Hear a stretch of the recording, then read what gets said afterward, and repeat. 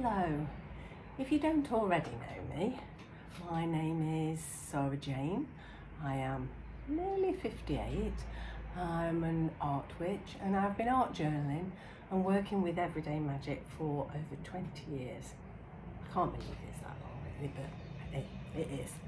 Life goes fast. Anyway, recently I decided I wanted to share the things that I've learned in the 20 years I've been doing it, and I wanted to help other people because art journaling and learning about everyday magic has helped me with anxiety and stress, which I've had an abundance of recently. So I wanted to be brave and share what I've learned so that it might help others. What is art magic first? To me, it's the way that I use books and images, colour, words, and my intent to create the pages that help me process my feelings and find solutions to problems, give myself more confidence and help myself grow, and also learn some interesting stuff about the world and the universe and everything. So it's like making spells for your soul. It's intuitive and it's not a rigid framework of rules and rituals and things like that. I'm not into that. It's the way a colour is chosen, an image is cut out and posted onto the page, or the types of marks and symbols that we create with our brushes and pens, and the words of affirmations that we use, and the way we lay the foundation on the page before we build it. It's like a dance we do with our hands on the paper to express how we feel and how we would like to feel and how we can make positive steps towards healing ourselves.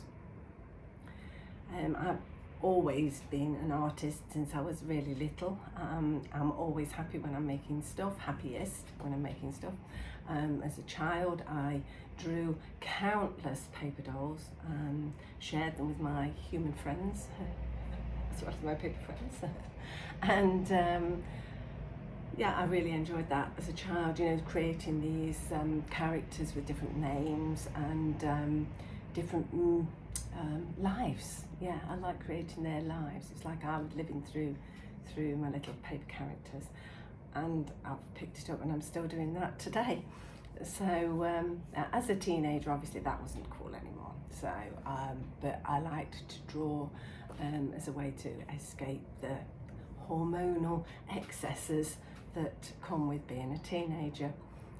So I drew much darker stuff. As you do, you want to be cool, don't you? And draw dark shit and things like that. But anyway, I did that as a teenager. Then I got married quite young and had children. And so I used my creativity to make clothes for the children, toys, games and things like that, and always was quite a creative mum. But then as they grew older and I had a little bit more time for myself, that's when I picked up the art journaling and started to just write down my thoughts and process my feelings in my books. Yeah, they've been quite powerful allies in hard times. When we opened the restaurant, I had no time for myself, so that was a period of just intense work, which absolutely drained the life out of me. And then with COVID and everything, when we had lockdown, that was just this, I'm afraid to say it, wonderful time for me to get back to myself and get back to my art and have the time to do it. And I started to realise how important it was for me to pick this back up again. So I started doing it. I did daily diaries, which I've shared on YouTube. I did cartoon strips of my day sometimes. Anything just to be creative, to draw, to paint, to do something, to get out of my head.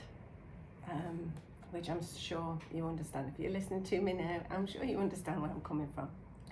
So then recently I suffered probably the worst thing that's probably ever happened to me.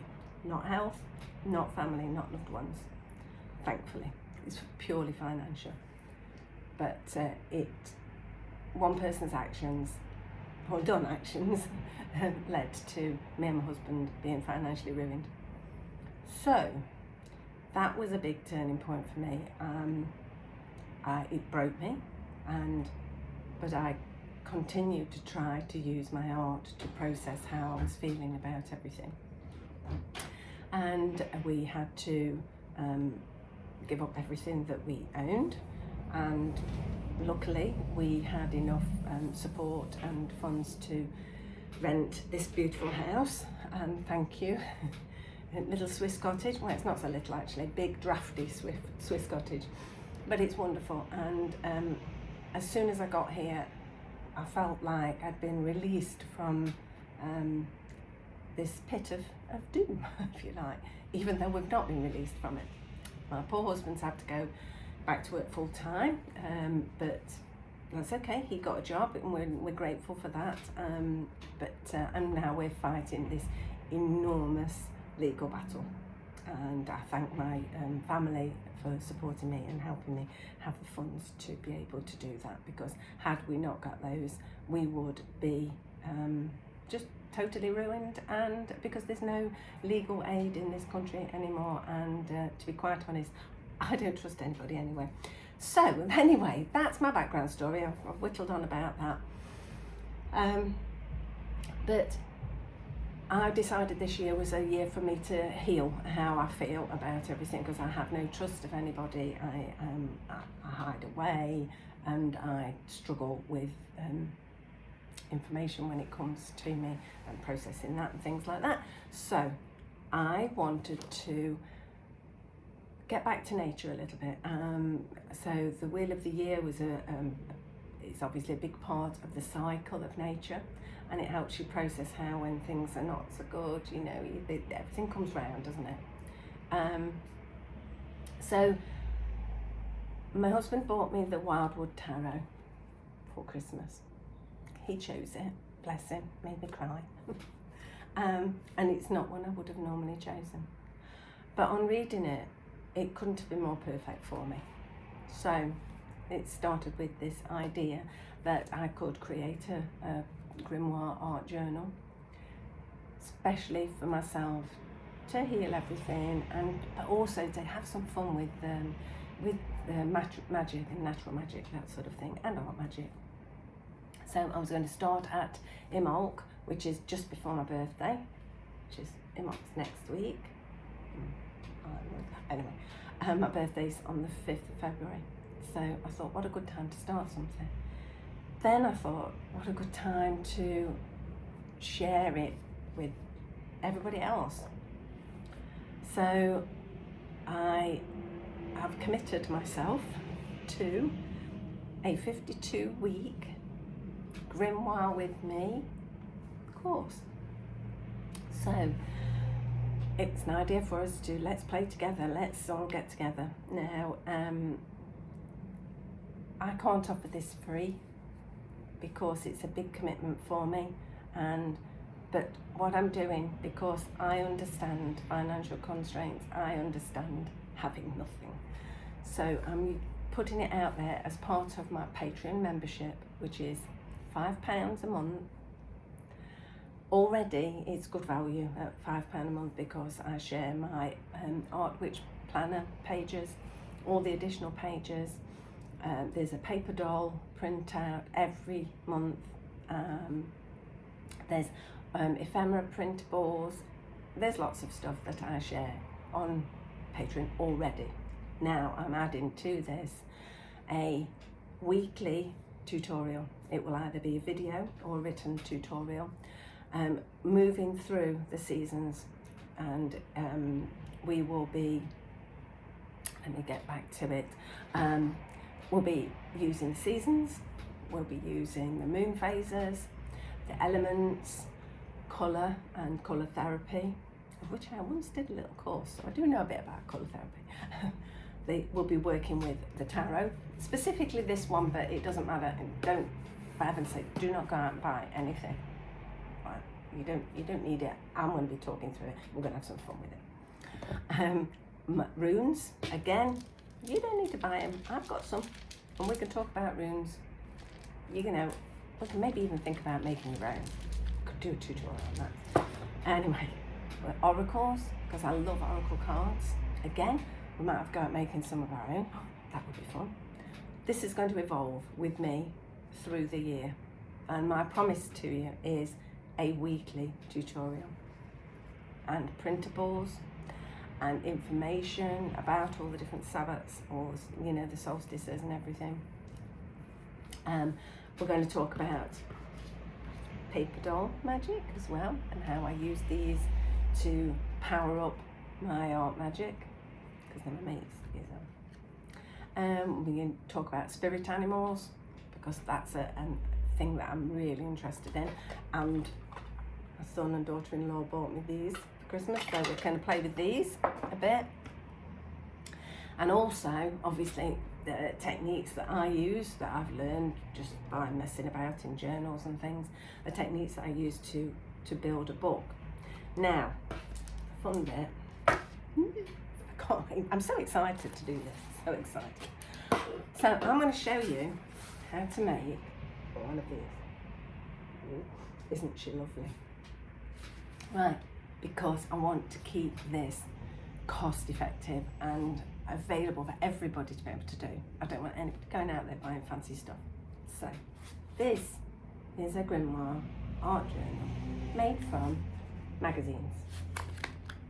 Oh, that's all it is, magazines. Now, I thought this would be a good idea because I made a glue book with magazines, and what I found amazing was the pages sometimes inspired me. So the images that were already in the magazine inspired me and prompted me to make a page. So it's not like looking at a blank sketchbook and going, oh, where do I start? Right, you've already got some colour on there, you've already got an image or some words even, anything. So we're going to work in our magazines slowly, week by week, and turn it into something absolutely beautiful by the end of the year. I'm going to show you how to cover it, see, make it all beautiful, like this. I'm going to show you how to make pockets inside, and how to do all this sort of thing. Here's my little pocket lock. I've already set mine up. And we're going to learn about naming them. Oh, God, sorry, I keep wobbling there. We'll talk about naming them. And yeah, so I'll show you another couple that I've prepped up as well while I've been doing videos on, because I've already done some videos on how to do. So we have Agnes, who is partially set up. Yeah, I'm going to show you how to do all this. Easy peasy, lemon squeezy. You don't need to be able to draw, you don't need to be able to even write. You know, we can use typing, we can use computers, we can cut things out of magazines. This is going to be beautiful, easy for you to do. And this is Elizabeth, who is in progress as well.